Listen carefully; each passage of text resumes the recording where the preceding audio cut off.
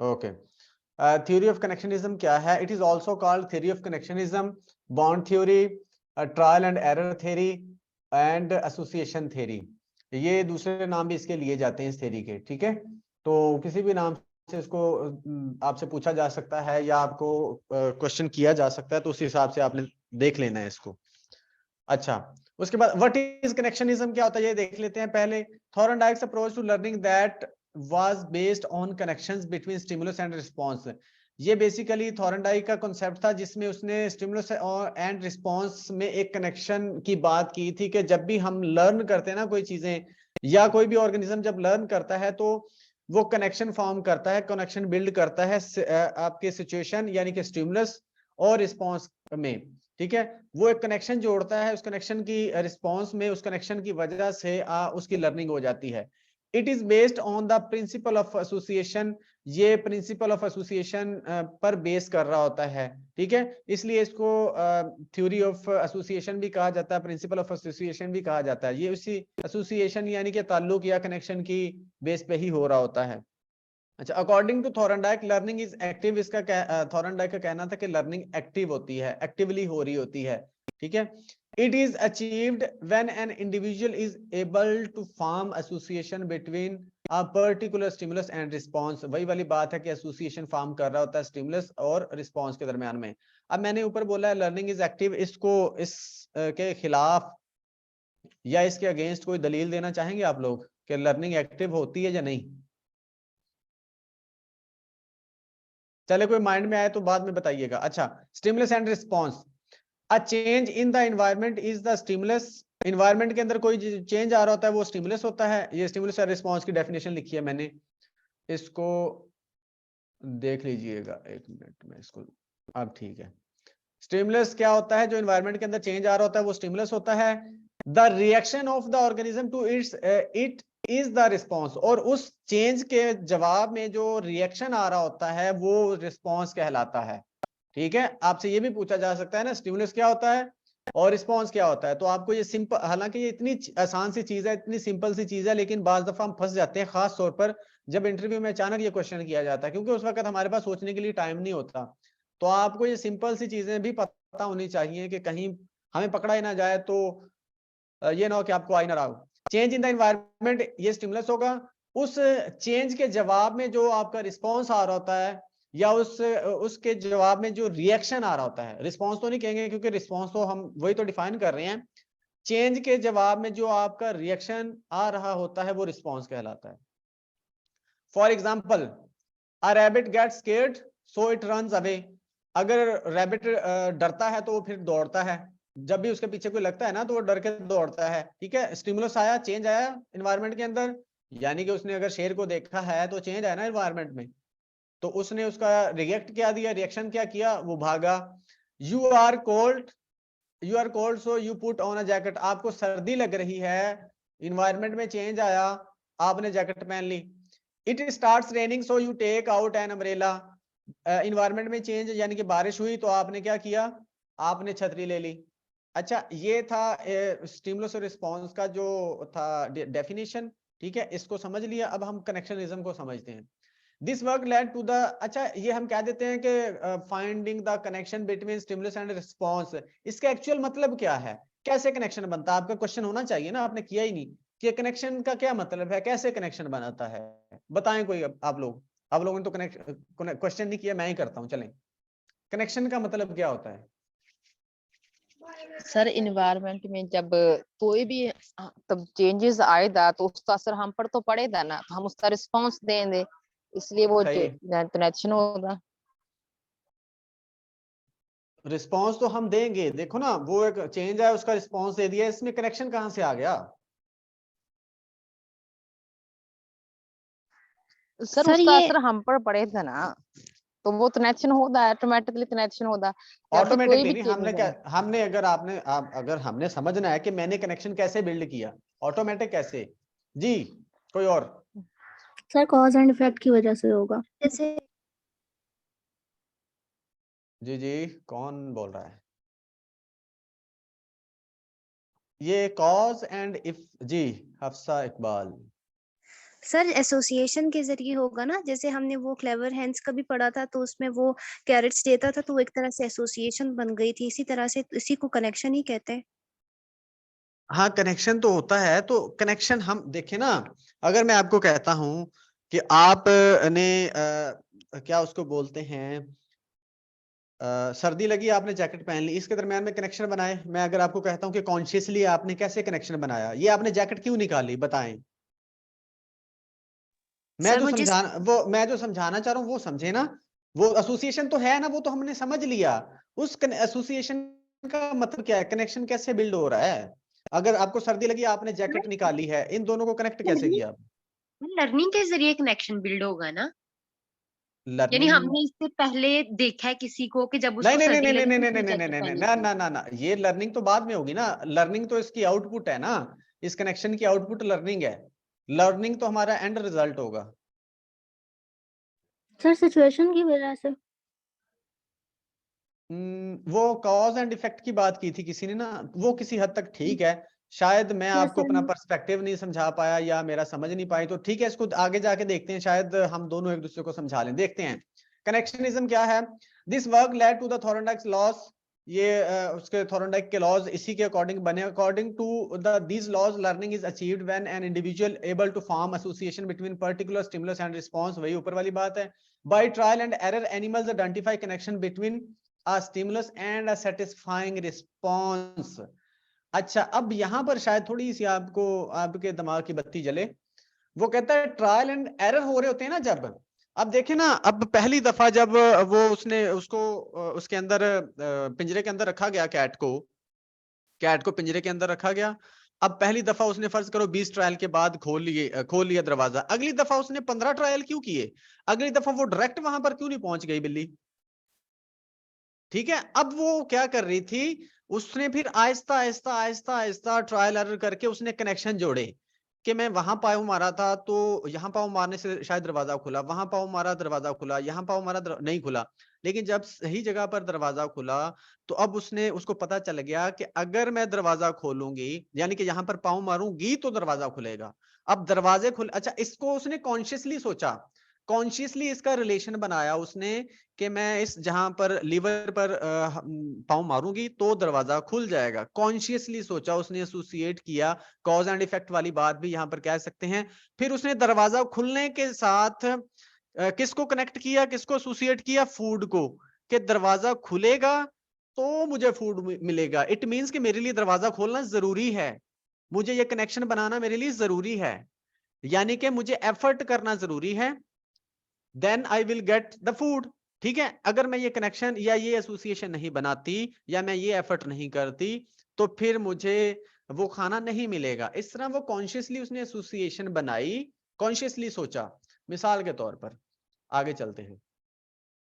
अच्छा, अब stimulus and response ये थोड़ा सा मैंने रखा है, ये पिक्चर है, इसको जहन में रखिएगा, ये पिक्चर इसको भी जहन में रखिएगा। आगे पढ़ते हैं। Thorndike called his experimental approach to the study of association and connectionism, association बोला, कनेक्शनिज्म बोला।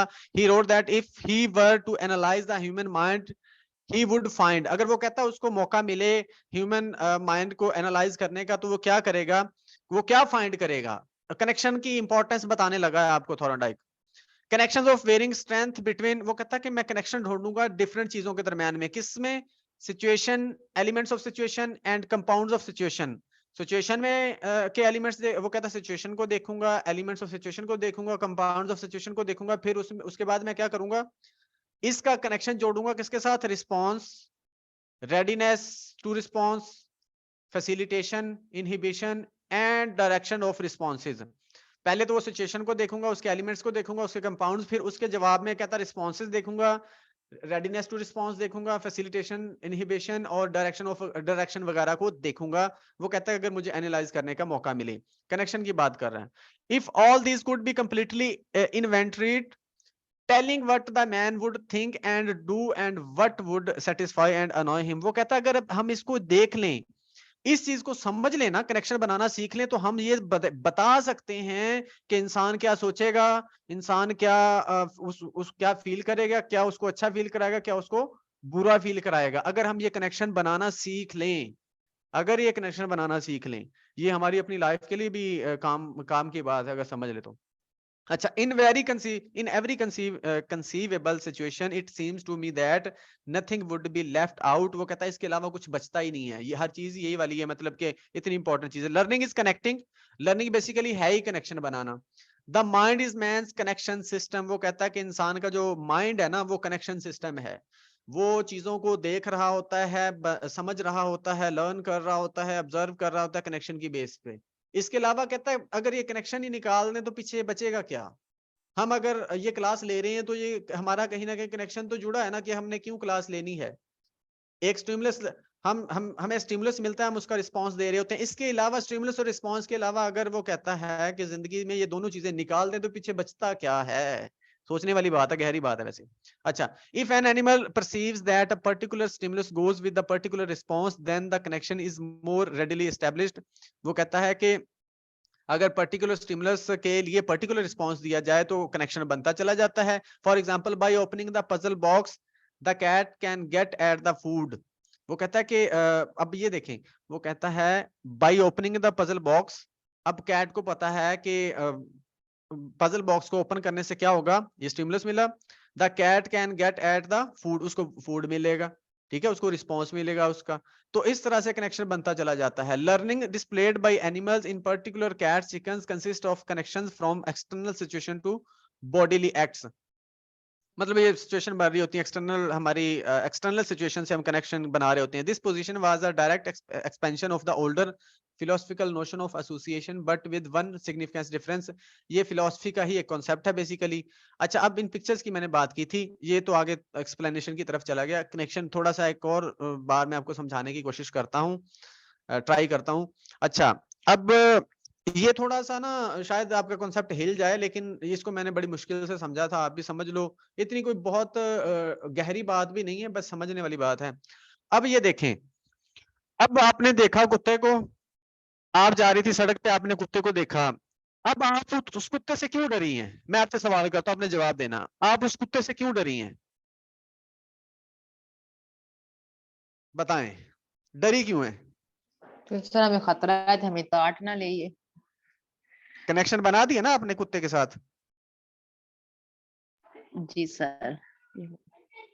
समझ आई इस बात की कि आप उस कुत्ते से क्यों डरी हैं, आपकी लर्निंग क्यों हुई है। अच्छा, इसके दो एस्पेक्ट है। एक तो एस्पेक्ट ये कि आपने रिस्पॉन्स किया, आप डरी हैं। क्यों डरी हैं? आपने कनेक्शन बनाया कि अगर मैं इसे बचूंगी नहीं तो मुझे काट लेगा, ठीक है। अच्छा, अब दूसरी चीज ये कि आपकी लर्निंग हुई पड़ी है, आपने देखा था कि कोई कुत्ता किसी को काट रहा था। अब आपकी लर्निंग हो गई, जैसे ही इन्वायरमेंट के अंदर चेंज आया, यानी कि आपने कुत्ता देखा तो आपने रिस्पॉन्स दे दिया कि यार ये मुझे काट लेगा, आपने फौरन बचने की कोशिश की, आप डर गई, क्योंकि आपकी लर्निंग हुई पड़ी है। एक तो ये है, ठीक है। अब दूसरी ये है कि हो सकता है कि उसने आप ही को काटा हो।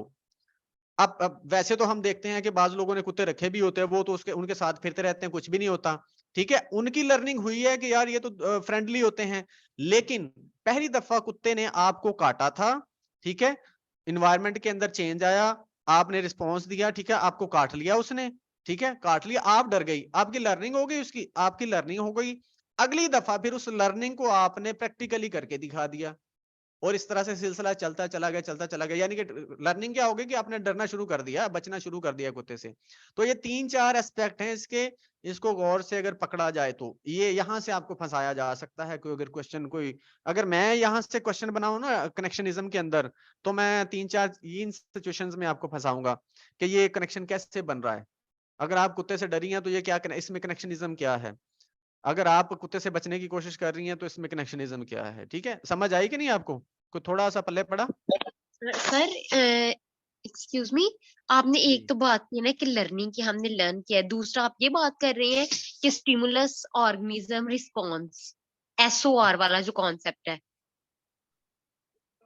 SOR, हाँ, ये कह सकते हैं, हाँ स्टिमुलस कह सकते हैं। ऑर्गेनिज्म और रिस्पॉन्स हमारा, यानी हमने किसी को हेलो, जी जी,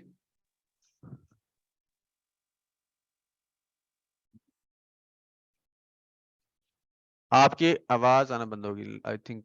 चलें आगे बढ़ते हैं।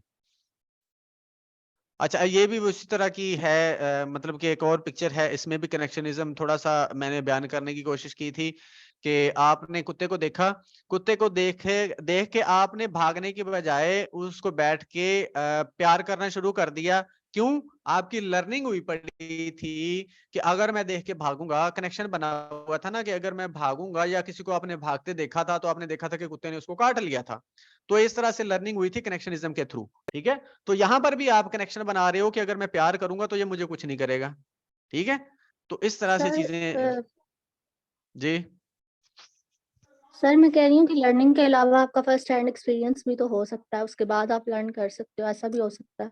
जी, फर्स्ट हैंड एक्सपीरियंस के बाद ही लर्निंग होगी ना, एक्सपीरियंस से पहले तो अच्छा, वो जो पहले वाला एक्सपीरियंस है वो भी आपकी लर्निंग ही होती है। मिसाल के तौर पर पहली दफा आप कुत्ते के करीब से इजीली गुजर जाते हो, क्यों? क्योंकि आपकी लर्निंग हुई पड़ी थी कि यार ये कुत्ते तो फ्रेंडली होते हैं। लेकिन जैसे ही उसने आपको काटा, अगली दफा से आपकी लर्निंग होगी भाई इनके करीब से नहीं गुजरना चाहिए। तो लर्निंग तो हर जगह पे हुई पड़ी होती है पहले से। हाँ, वो कोई एक्सपीरियंस नया हो जाता तो फिर वहां पर नई लर्निंग हो जाती है। आपकी बात सही है कि फर्स्ट हैंड एक्सपीरियंस भी हो सकता है, उसके बाद ही लर्निंग होगी ना आपकी। लेकिन मैं एक और पिछले वाला, उससे पिछले वाला एक यस आपको एस्पेक्ट बता रहा हूँ। यस सर, मैं न्यू लर्निंग की बात कर रही थी। हाँ, वो वाली ठीक है आपकी बात। अच्छा, उसके बाद आ जाते हैं जी इस ये वाला फिलोसफी का कॉन्सेप्ट था। इसमें फिलोसफी के अंदर क्या किया जाता है, एसोसिएशन वाला या कनेक्शनिज्म वाला, इसमें क्या किया जाता है, इसमें थोड़ा सा डिफरेंस है। Instead of talking about association और कनेक्शन बिटवीन आइडियाज, फिलोसफी के अंदर आइडियाज के दरमियान बनाए जाते हैं connection. Thorndike was dealing with the connection between objectively verifiable situation and response. ये ऑब्जेक्टिविटी की बात की थी, उसने कनेक्शन बनाया थे, यानी कि ऑब्जर्वेबल थिंग्स के दरमियान कनेक्शन थे। Although Thorndike developed his theory within a more objective frame of reference, he continued to invoke, वो कहता है कि वैसे तो उसकी जो थ्योरी थी वो ऑब्जेक्टिव, लेकिन मेंटल प्रोसेसेस को भी उसने वैल्यू दी थी। he spoke of satisfaction, annoyance, discomfort. अब जब कनेक्शनिज्म की बात करता है तो उसने ऊपर बात की थी ना कि अगर हम इसको समझ ले तो हमें पता चल जाता है, हम प्रिडिक्ट कर सकते हैं कि कौन सी चीज किसको अच्छी लगेगी, बुरी लगेगी, कैसे वो अच्छा फील करेगा, कैसे वो बुरा फील करेगा। तो फीलिंग जो होती है वो आपकी मेंटल प्रोसेसेस ही होते हैं। When discussing the behavior of his experimental animals, term that more mentalistic than behavioristic, यानी कि ये चीजें मेंटलिस्टिक होती हैं, कहता है behavioristic नहीं। अच्छा, thus Thorndike retained the influence of Romans and Morgan, इसके काम को उसने मतलब रखा। He objectively analyzed animal behavior, often incorporated subjective about the animal's declared conscious experiences. Stimulus response units are the elements of behavior, behaviour के ये elements हैं, and are build, अच्छा ये कॉन्शियस के नहीं है, स्टिमुलस रिस्पांस, ठीक है, and are the building blocks from which more complex behaviours are compounded, जिससे ज्यादा कम्प्लेक्स बिहेवियर हमें मिलते हैं। Edward L Thorndike is regarded as the first to study operant conditioning, ये पहला बंदा जिसने ऑपरेंट कंडीशनिंग पे काम किया। और लर्निंग फ्रॉम, ऊपर मैंने बता भी दिया आपको, learning from consequences behaviours, learning पर भी इसने काम किया, ऑपरेंट कंडीशनिंग पर भी काम किया, या इस दोनों को एक दूसरे के उलट भी कहा जा सकता है। He demonstrated this principle by studying how long it took different animals to push a lever, वो उसने एक्सपेरिमेंट वाली बात कर रहा है कि जो उसने किया था। In addition to his work with animals, Thorndike founded the field of educational psychology, ये हमने ऊपर भी देखा है, and wrote one of the most first book on subject educational psychology, पहली बुक भी इसी ने लिखी थी 1903 के अंदर। Much of his later career was spent overhauling the field of teaching by applying his ideas about the law of effect, यानी कि टीचिंग और एजुकेशन में इसका बहुत एप्लीकेशंस हुई, खास तौर पर law of effect and challenging former theories on generalised learning and punishment, और जो थ्योरी थी उनको चैलेंज किया इसने, ठीक है। His theories and work have been taught in teaching colleges across the world, इसकी जो थ्योरीज हैं पूरी दुनिया में पढ़ाई जा रही हैं एजुकेशनल के अंदर, एजुकेशन के अंदर। यहाँ तक कोई क्वेश्चन है तो जल्दी से पूछें, नहीं तो आगे करें, इसको खत्म करना है आज, जल्दी करें। सर इसमें जो ऊपर लिखा हुआ था कि he was influenced by Romans and Morgan, तो ये रोमन्स वही है वो जो मेंटल लैडर और बाकी कॉन्सेप्ट्स दिए जी थे? जी जी जी जी, वही। Okay sir. अच्छा, उसके बाद किसी और का कोई क्वेश्चन है तो पूछें। ओके, नहीं है। अच्छा, लॉज ऑफ लर्निंग है, इसने जो लॉज दिए थे कुछ, ज्यादातर आपको जो लॉज देखने को मिलते हैं वो 3 लॉज देखने को मिलते हैं, law of effect, law of exercise, law of readiness, लेकिन इसने कुछ और लॉज भी दिए थे, ठीक है, उनको भी हम देख लेते हैं। अच्छा, based on experiments on animal learning Edward L Thorndike ही लॉज ऑफ लर्निंग, इसने लॉज ऑफ लर्निंग दिए थे। लॉज इनको प्रिंसिपल ऑफ लर्निंग भी कहते हैं, क्योंकि कई जगह पर इसको लॉज लिखा हुआ है, कई जगह पर प्रिंसिपल्स लिखा हुआ है, तो इसमें कंफ्यूज नहीं होना, जो भी लिखा हो उस हिसाब से कर देना आपने। अच्छा, इनको याद करने का कि मैंने तरीका बनाया था ये वाला। अच्छा, पहले देख लेते हैं law of readiness, exercise, effect, primacy, intensity, recency and freedom. इसको मैंने याद करने का तरीका बनाया था फ्री पायर। ठीक है, फ्री पायर भी कर सकते हैं इसको आप, इसको फ्री RIP भी कर सकते हैं, जैसे आपको सही लगे। ठीक है, फ्री फायर इस तरह आप याद रख सकते हैं, बाज दफा भूल जाते हैं या मिक्स हो जाते हैं ये। अच्छा, प्राइमरी लॉज होते हैं 3, law of effect, law of exercise, law of readiness. इनको देख लेते हैं। लॉ ऑफ इफेक्ट क्या है? बहुत ही आसान है, बहुत कोई मुश्किल इसके कॉन्सेप्ट नहीं है कि अगर तो आपको learning is strengthened when accompanied by a pleasant or satisfying feeling. अगर जी सर प्राइमरी और सेकेंडरी लॉ मतलब कौन से होते हैं, इसको जरा थोड़ा सा एक्सप्लेन कर दे। प्राइमरी लॉ क्या होता है सेकेंडरी वर्ड्स के अकॉर्डिंग? आप इसको इस तरह से कह सकते हैं कि ये जो मेन लॉज है ना, ये जो इसके मेन लॉज थे वो थे ये 3 लॉ, इसके अंदर से बाकी लॉज निकले हैं, या इसके आप सब लॉज भी कह सकते हैं, सब प्रिंसिपल भी कह सकते हैं। ठीक है, इसको इस तरह से कह सकते हैं आप। ठीक है सर। अच्छा, लॉ ऑफ इफेक्ट क्या होता है कि अगर आपको आउटकम अच्छा मिलता है, आपने कोई काम किया, उसका आउटकम अच्छा मिला, तो आप उस काम को अगेन दोबारा दोबारा करने शुरू कर देते हैं। वो कहता है learning is strengthening when pleasant or satisfying feeling. जब फीलिंग प्लेजेंट होगी, सेटिस्फाइंग होगी, यानी कि आउटकम अगर अच्छा मिलता है, रिवॉर्ड मिलता है, तो लर्निंग स्ट्रेंथन होती चली जाती है। लर्निंग इज वीकेंड, वीक होती चली जाती है अगर फीलिंग अनप्लेजेंट होगी। ठीक है, या उसका रिवॉर्ड अनप्लेजेंट वाला होगा। Learning takes place properly when it results in satisfaction. The learner मतलब वो कहता है कि अगर satisfaction होगी तो learning अच्छे से हो जाएगी। The classroom experiences should be satisfactory and pleasant. कहता है classroom की जो environment है या experience है वो अच्छा होना चाहिए अगर आप अच्छे से deliver करना चाहते हैं। और teacher must be enjoy his teaching work, और teacher को चाहिए कि वो अपने काम को enjoy करना करे, यानी कि टीचर जो है, अगर आप चाहते हैं कि अच्छा एनवायरनमेंट क्रिएट करें या आप टीचर से अच्छी आउटपुट लें, तो उसको उसका काम एंजॉय करना चाहिए, इस तरह से उसको करना चाहिए, उसको एनवायरनमेंट भी वैसा देना चाहिए, फिर ही आप अच्छा रिजल्ट ले सकते हैं। Learning experiences and other activities must be meaningful and understandable in terms of the personal life of the learner. और जो लर्निंग एक्सपीरियंस होते हैं ना, वो कहता है उसके पर्सनल एक्सपीरियंसेस या पर्सनल लाइफ के अकॉर्डिंग अगर आप उसको समझाने की कोशिश करेंगे, एक्टिविटीज या बताने की कोशिश करेंगे, वो तो अच्छे से सीख लेता है। अच्छा, उसके बाद है law of exercise. Law of exercise क्या है? जितनी बार कोई चीज आप यूज करते हैं, उतना ही आपका वो लर्निंग स्ट्रेंथन होती चली जाती है। मिसाल के तौर पर अगर आपने कुछ याद करना है, तो अगर बार बार करते हैं तो वो उतनी अच्छी आपकी मेमोरी होती चली जाती है। इसको लॉ ऑफ यूज या डिसयूज भी बोला जाता है। 2 पार्ट्स होते हैं, law of use and law of disuse. Things most often repeated are best remembered. वो कहता है जब जिनको बार बार रिपीट किया जाता है वो अच्छे से याद होती हैं, ठीक है, या लर्न होती हैं, ये लॉ ऑफ एक्सरसाइज है। अच्छा, उसके बाद है जी law of readiness. Law of readiness क्या है? The principle state that motivation is needed to develop an association or display change behaviour. कहता है कि अगर आप किसी को कुछ सिखाना चाहते हैं, बिहेवियर में चेंज लाना चाहते हैं या बिहेवियर स्ट्रेंथन करना चाहते हैं, तो अगर आप चाहते हैं कि वो अच्छे से सीख ले कोई बिहेवियर, तो वो लाजमी तौर पर रेडी होना चाहिए या लाजमी तौर पर मोटिवेटेड होना चाहिए। आपने देखा होगा an athlete who is highly motivated to eager to learn is more likely to be receptive to learning than one who is poorly motivated. वो बंदा जो मोटिवेटेड है ही नहीं, वो कभी भी अच्छे से डिलीवर नहीं कर सकता या अच्छे से चीजों को लर्न नहीं कर सकता। एक बंदा मोटिवेटेड है तो वो चीजों को अच्छे से लर्न करेगा। सिंपल सी बात है, मोटिवेशन अगर होगी तो आप अच्छे से याद करते हो, अच्छे से लर्निंग होती है, अगर नहीं होगी तो अच्छे से लर्निंग नहीं होगी। इसको लॉ ऑफ रेडीनेस कहते हैं। Law of primacy. Things learn first create a strong impression. वो कहते हैं वो चीजें जिनको आप पहले सिखाते हैं वो अच्छे से लर्न होती हैं। What is taught must be right the first time. वो कहता है कि जो चीजें, यानी मिसाल के तौर पर इसको इस तरह से समझ लो आप कि जो चीज पहली दफा सिखाई जाएगी ना, अगर कोई नई चीज है, अगर आपने उसको पहली दफा सिखाना है, तो वो जितने अच्छे से पहली दफा जहन में बैठती है या बंदा सीखता है ना, वो दोबारा से नहीं सीखता।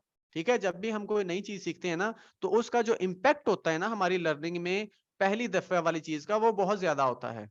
इसको लॉ ऑफ प्राइमेसी कहते हैं। When what the student learns must be procedurally correct, वो कहता है करेक्ट होनी चाहिए, and applied the very first time. और जो भी चीज आपने कहते पहली दफा सिखानी है ना, वो लाजमी तौर पर सही होनी चाहिए, क्योंकि जिस तरह से वो पहली दफा चीज को सीखता है उस तरह से बाद में नहीं सीखता, तो वो बाद में उसको अनलर्न कराना मुश्किल हो जाता है। तो इसलिए कि पहली दफा कोई चीज सिखानी है तो उसके लिए आपको हमें बहुत मोहतात रहना पड़ता है। अच्छा, थिंग्स मोस्ट रिसेंटली, आगे है recency. Things most recently learned are best remembered, वो कहता है जो आपने चीजें रिसेंटली सीखी होती हैं ना, या थोड़ी अरसा पहले सीखी होती हैं, वो आपको ज्यादा बेहतर तौर पर रिवाइज कर सकते हैं, या याद रहती हैं।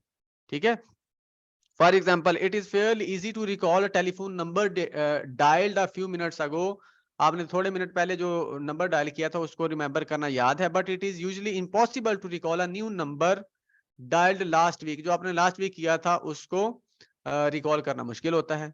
ठीक है, इंटेंसिटी क्या होता है, the more intense the material taught the more likely it will be retained, वो कहता है कि इंटेंसिटी, शिद्दत किसी चीज की जितनी ज्यादा होगी, या कोई चीज जितनी ज्यादा इंटरेस्टिंग होगी, या कोई चीज जितनी ज्यादा इंटरटेनिंग होगी, या कोई चीज जितनी ज्यादा एक्साइटिंग होगी, उतना ही अच्छे से लर्निंग होती है। मिसाल के तौर पर a sharp clear exciting learning experience teaches more than a routine और बोरिंग वन। अगर आप चाहते हैं कि कोई चीज या कोई बिहेवियर किसी को सिखाना चाहते हैं, लर्निंग करवाना चाहते हैं, तो वो कहते हैं कि थोड़ा सा उसको एक्साइटिंग बना दें, रूटीन से हटके बना दें, डिफरेंट बना दें, उसमें एक्टिविटीज डाल दें, तो वो बेहतर तौर पर लर्निंग हो जाती है। Demonstrations, skits, role playing, peer teaching get the students engaged, ये वाली चीजें वो कहते हैं इस लर्निंग में हेल्पफुल होती हैं। उसके बाद है law of freedom. Things freely learned are best learned, वो कहता है जो चीजें फ्रीली सीखी जाती हैं, आजादी के साथ सीखी जाती हैं, वो अच्छे से याद होती हैं। The greater the freedom enjoyed by the students in the class, the greater the intellectual and moral advancement enjoyed by them। अगर आप बच्चों को फ्री हैंड दे देंगे तो वो बेहतर तौर पर सीखते हैं, बजाय इसके कि उनको पाबंद करके रखें कि आपने इस एंगल से, इस मतलब कि इस सर्कल से बाहर नहीं निकलना। उस तरह की बात है ये कि फ्रीडम जरूरी होता है लर्निंग के लिए, बेहतर लर्निंग के लिए। अच्छा, उसके बाद कंक्लूजन की बात करें, knowledge of these laws helps the teacher for better understanding of learning behaviours of the students. ये आपको कहते हैं कि टीचिंग के लिए और लर्निंग के लिए ये आपके लिए हेल्पफुल हैं, ये वाले जो लॉज हैं। अच्छा, views of Thorndike about his work, यहां तक कोई किसी का क्वेश्चन है तो? सर ये जो लॉ ऑफ इफेक्ट है आपने बताया है, इसको रीइंफोर्समेंट से लिंक कर सकते हैं हम? हाँ जी, कर सकते हैं। ये उसी से मिलता जुलता लॉ है रीइंफोर्समेंट से। अगर रीइंफोर्समेंट अगर अच्छी मिलेगी, ठीक है, तो लर्निंग अच्छी होती चली जाती है। ठीक है, अगर अच्छी नहीं मिलेगी या सजा देंगे तो वो नहीं होता अच्छा, या रीइंफोर्समेंट देना बंद कर दें तो लर्निंग वीक होती चली जाती है, वही वाली बात है जी।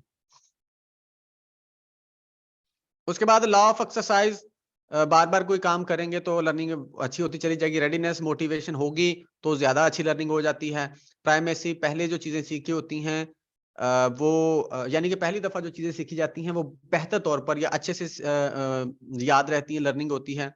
रिसेंसी, जो रिसेंटली आपने सीखा होता है वो आप रिवाइज कर सकते हैं, बेहतर तौर पर याद कर सकते हैं। इंटेंसिटी, जितनी शिद्दत अच्छी होगी, ज्यादा होगी किसी चीज की, या डिफरेंट होगा, एक्साइटिंग होगा एक्सपीरियंस, उतनी अच्छी लर्निंग होती है। फ्रीडम के अगर आप फ्रीली चीजों को याद करना चाहिए, जो अगर फ्रीडम दे दें लर्निंग के लिए तो बेहतर तौर पर ग्रोथ होती है, लर्निंग होती है। अब बात करते हैं थॉर्नडाइक का अपने काम के बारे में क्या व्यूज थे। ये चीज है, ये अपने व्यूज, और ये शायद ये वाली जो नीचे वाला लर्निंग थ्रू ऑब्जर्वेशन, ये पहले शायद आपने ना पढ़ा हो, तो ये आपके लिए शायद नया चीज काम हो ये वाला। देखते हैं, इन 1929 Thorndike addressed his early theory of learning and claimed that he had been wrong। लो जी, वो कहता था कि जो मेरी पहले वाली थ्योरी है ना, वो उसके मैं मतलब कि अपने लर्निंग की थ्योरी के बारे में पहले गलत था, मतलब कि जिस तरह से मुझे थ्योरी देनी चाहिए वैसे नहीं थी। या आप ये कह सकते जो थ्योरी दी है वो गलत दी है। कैसे? After further research, he was forced to denounce his law of exercise completely। हमने तो लॉ ऑफ एक्सरसाइज पढ़ लिया और हमें पढ़ाया भी जाता है, लेकिन बाद में दिया तो था इसने एक्सरसाइज। वो कहता था, उसने कहा कि लॉ ऑफ एक्सरसाइज से मैं भाई दस्तबरदार होता हूं, मैं इसको सही नहीं मानता, because he found that practice alone did not strengthen an association, कि अकेली प्रैक्टिस ही वो कहता है एसोसिएशन को स्ट्रॉन्ग नहीं करती, and that time alone did not weaken N association, और ना ही उसको वीक करती है। ठीक है, he also got rid of half of the law of effect, और उसने थोड़ा सा लॉ ऑफ इफेक्ट के बारे में भी बात की है कि ये भी कंप्लीटली सही नहीं है। After finding that a satisfying state of affairs strengthen an association, अगर आपको अच्छा रिवार्ड मिलता है, रिजल्ट मिलता है, तो एसोसिएशन अच्छी हो जाती है। But punishment is not effective in modifying behaviour, लेकिन पनिशमेंट कहता है ये चीज अच्छी नहीं है। यानी कि लॉ ऑफ इफेक्ट की बात हो रही है ना, अगर रिवॉर्ड अच्छा मिल रहा है, आउटकम अच्छा मिल रहा है, तो लर्निंग अच्छी होती चली जाती है। लेकिन अगर रिवॉर्ड अच्छा नहीं मिलता, यानी कि कोई गलत काम किया है, उसके बदले में सजा दी है आपने, तो वो लॉ ऑफ इफेक्ट काम कर रहा है कि आउटकम अच्छा नहीं मिला, तो इसका मतलब इस बिहेवियर से रुक जाओ। ठीक है, तो वो कहता है कि मेरे ख्याल में जो पनिशमेंट है ना, ये कोई अच्छा या इफेक्टिव वे नहीं है मॉडिफाई करने के लिए बिहेवियर को। ठीक है, ये शायद आपने पहले ना सुनी हो, लेकिन ये बुक में लिखी हुई चीजें हैं, हिस्ट्री में। अच्छा, और हम भी ये चीज मानते हैं कि अकेली सजा ही अगर हम बच्चे को देते जाएंगे ना, तो वो काम बाज दफा बच्चा, वो क्या उसको कहते हैं पंजाबी में, उर्दू में कह देते हैं ढीठ हो गया बच्चा, अब इसको मारी भी जाओ इसको असर ही नहीं होता। तो ये हम देखते हैं अपनी डेली लाइफ में कि अकेला पनिशमेंट देना ही काफी नहीं होता बच्चे को। अगर आप सिर्फ पनिशमेंट पे रखेंगे तो बच्चे बिगड़ जाएंगे, बच्चे खराब हो जाएंगे, मेंटली भी डिस्टर्ब हो जाएंगे वो। Through an extensive research program using human subjects, Thorndike later examining the law of effect, बाद में उसने law of effect को देखा। The results revealed that rewarding a response did indeed strengthen it, वो कहता है reward तो strengthen करता है behavior को, but punishing a response did not produce a comparable negative effect, लेकिन punishment कहता है उस तरह का result नहीं देती जिस तरह से उसको देना चाहिए। ठीक है, रिवॉर्ड वाली बात तो वो कहता ठीक है, इनाम वाली बात तो ठीक है, प्लेजर वाली बात तो ठीक है, लेकिन पनिशमेंट वाली बात कहता इससे मैं एग्री नहीं करूंगा, ये नहीं सही। He revised his views to place greater emphasis on reward than on punishment, फिर उसने बोला कि आप रिवॉर्ड पर ही रहें, पनिशमेंट की तरफ ना जाएं, reward is better than punishment. ठीक है, ये था इसका अपने काम के बारे में थोड़े से ख्यालात का इजहार। कोई यहाँ पर डाउट या क्वेश्चन हो आपका? सर एक ये भी था ना, पॉजिटिव पनिशमेंट और नेगेटिव पनिशमेंट, वो सर इसी के नहीं थे? और सर पॉजिटिव पनिशमेंट मुझे कभी समझ नहीं, ये पॉजिटिव पनिशमेंट क्या होती है? वो हम जब ऑपरेंट कंडीशनिंग को पढ़ेंगे ना, उसमें आपको ये इंशाल्लाह एक कॉन्सेप्ट क्लियर करा दूंगा मैं। Positive reinforcement, negative reinforcement, positive punishment, negative punishment, ये सारे क्लियर करवा दूंगा इंशाल्लाह। यहाँ पर बताएं ओके कोई सर। क्वेश्चन है तो। नहीं सर, इधर ओके, आगे बढ़ते हैं, लर्निंग थ्रू ऑब्जर्वेशन। अच्छा, यहाँ पर ऑब्जर्वेशन की बात हो रही थी, इसने बोला था कि इसने देखने की कोशिश की थी क्या जो हैं एनिमल्स या ऑर्गेनिज्म होते हैं, क्या ऑब्जर्वेशन से सीख जाते हैं। एनिमल्स की बात कर रहा है, तो इसने उस पर भी एक्सपेरिमेंट किया था, बड़े इंटरेस्टिंग है, देखते हैं। थ्रो एक ऑब्जर्वेशन की बात की थी, दूसरा इंसाइट की बात की थी। ठीक है, जो कोहलबर्ग ने बात की थी, वुल्फ गैंग कोहलर ने हाँ बात की थी जिसके बारे में। अच्छा, Thorndike was interested in whether animal could learn task through imitation और ऑब्जर्वेशन, वो इस बात में भी इंटरेस्टेड था कि देखना चाहता था कि क्या इमिटेशन यानी कि कॉपी करके या ऑब्जर्व करके चीजों को एनिमल सीख सकते हैं। अच्छा, इसको करने के लिए, इसको देखने के लिए क्या किया उसने, to see if the cats could learn through observation, he had then observe other animals escaping from the box. He would then compare the times of those who got to observe other escaping with those who did not, and he found that there was no difference in their rate of learning. अब वो इस चीज को check करने के लिए उसने पता क्या किया, उसने मैं मिसाल देता हूं कि उसने क्या किया, एक बिल्ली को उसने पिंजरे में रख दिया, एक बिल्ली को बाहर बिठा दिया ताकि वो ऑब्जर्व कर सके उस बिल्ली को निकलते हुए। अब उस बिल्ली ने, यहाँ पर नहीं लिखा हुआ, मैं आपको समझाने के लिए कह रहा हूँ। अच्छा, जो पिंजरे में बिल्ली थी, अब जब वो निकली है ना, उसने उस पे लिवर पे हाथ मारा है, अब वो निकली है, अब वो बाहर वाली बिल्ली उसको बैठी देख रही है, देख लिया उसने, ऑब्जर्व कर लिया। अब क्या किया उसने, थॉर्नडाइक ने उस बाहर वाली बिल्ली को पिंजरे में डाल दिया। अब होना तो ये चाहिए था ना कि उसने देख लिया कि कैसे दरवाजा खुला है, जैसे हमें पता चल जाए किसी को, हमें तो फौरन पता चल जाता है यार आज क्या है, इसका दरवाजा कैसे खुला, तो हम जाके फौरन खोलें। लेकिन थॉर्नडाइक कहता है कि बिल्ली ने ऐसा नहीं किया, उसने वही ट्रायल एरर वाला काम किया। पहले उसने अपने तौर पर खोला दरवाजा, उसके ऑब्जर्वेशन से कोई फर्क नहीं पड़ा था। समझ आई आपको कि ऑब्जर्वेशन से कोई फर्क नहीं पड़ा था, वो प्रोसीजर सेम ही रहा। उसने अगर उन बिल्लियों का टाइम देखा जिन्होंने ऑब्जर्व किया था और उन बिल्लियों का टाइम देखा जिन्होंने ऑब्जर्व नहीं किया था, दोनों का सेम ही टाइम था। समझ आई आपको? Yes sir.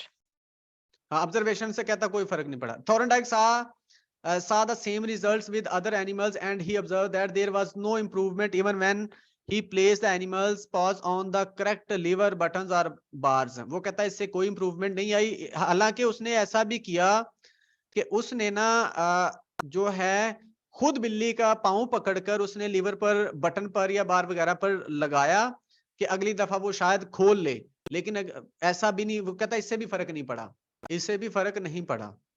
अच्छा, these failures led him to fall back on a trial and error explanation of learning। He found that after accidentally stepping on the switch once, they would press the switch faster in each succeeding trial inside the puzzle box। By observing the and recording the animals escaping and escape times, Thorndike was able to graph the times it took for the animals। और इसने फिर graph बनाया था इसका, ठीक है, इस learning का ये वाला ग्राफ था। ऐसे ग्राफ बना था, पहले तो उसने खोला ही नहीं, फिर उसको यहाँ पर खोला, फिर उसका थोड़ा सा नीचे आके खुल गया, फिर ऐसे ऐसे ऐसा ऐसा ग्राफ नीचे होता चला गया।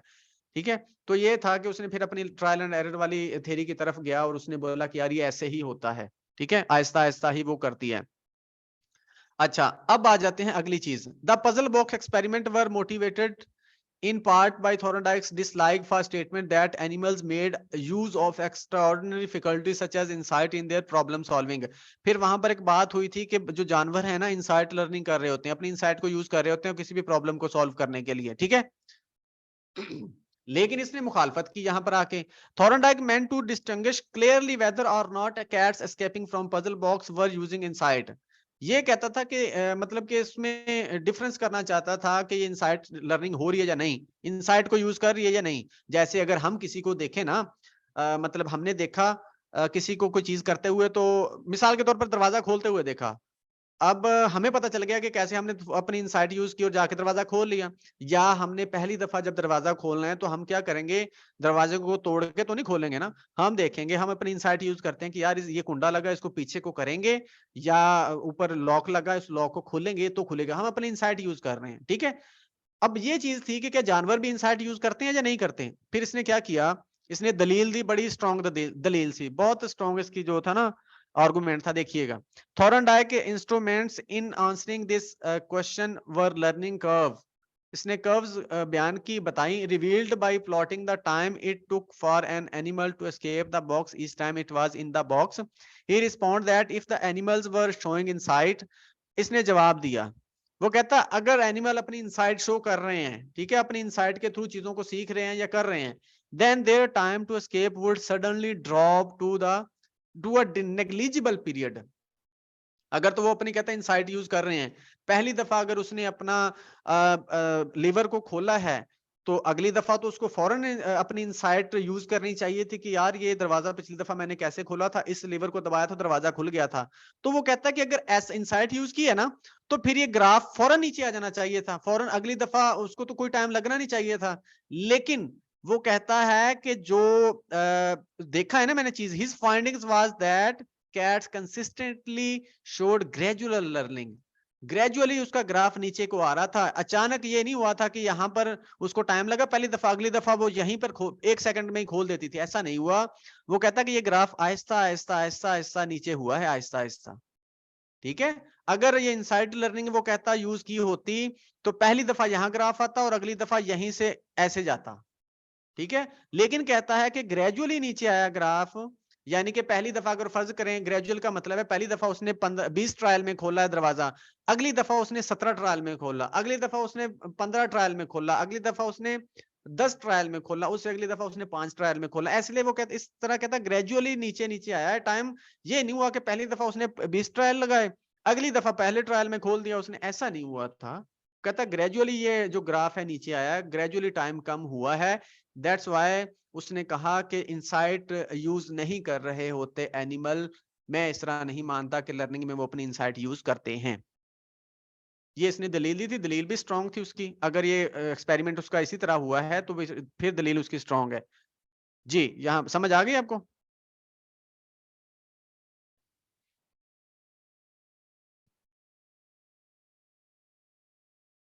हेलो, आप सुन रहे हैं कि नहीं? कुछ जवाब ही देते हैं। यस सर, सुन रहे हैं सर। ये जो इनसाइट है इसकी बेसिक मीनिंग क्या होती है?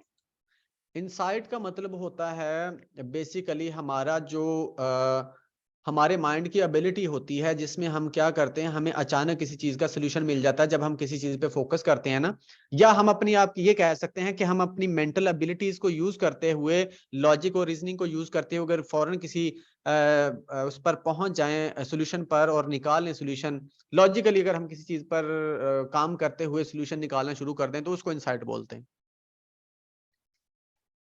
बेसिकली ये हमारी मेंटल एबिलिटी होती है, जो इनसाइट होती है ना, मेंटल एबिलिटी होती है। यानी सोच समझकर जो आप प्रॉब्लम सॉल्व करते हो उसको हाँ, इनसाइट कहते आप सॉल्व करते हैं या नतीजे पर पहुंच जाते हैं, जिस तरह मर्जी कह लें, ठीक है। हैं। Okay sir.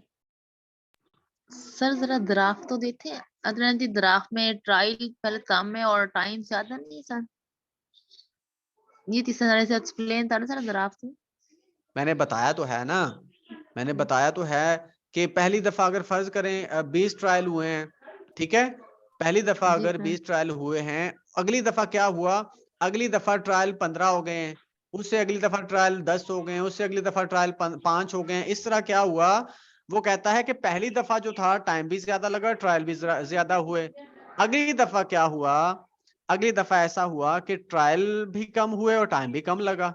ये वाली बात कर रहा था वो। Okay sir. हाँ। लेकिन ग्राफ में सर इधर पहली बार 120 सेकंड है और ट्रायल सिर्फ उन्होंने 2 मिनट तक दिए हुए हैं।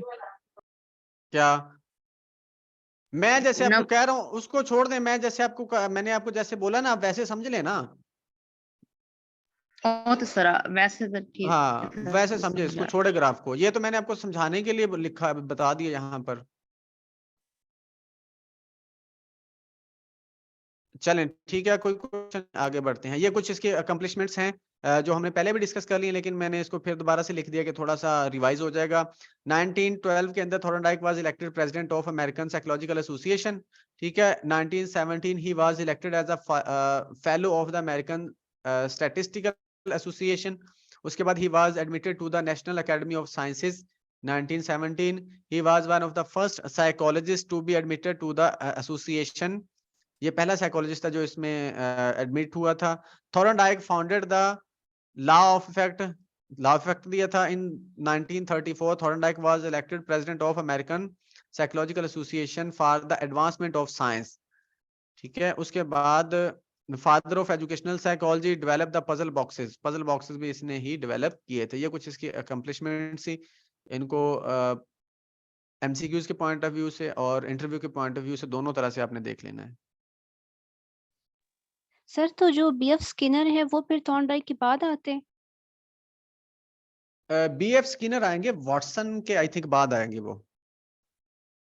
ये जो है ना, ये जो है थॉर्नडाइक है, ये सबसे पहले ये आए थे, उसके बाद पेवलव का काम आएगा, उसके बाद वॉटसन का काम आएगा, उसके बाद स्किनर का काम आएगा। ठीक है सर। हाँ जी।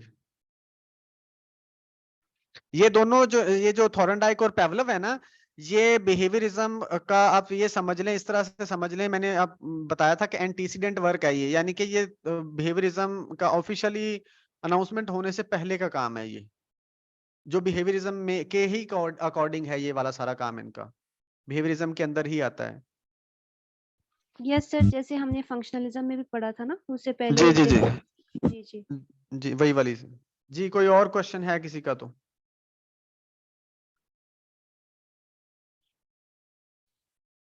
कोई क्वेश्चन नहीं है, चलें।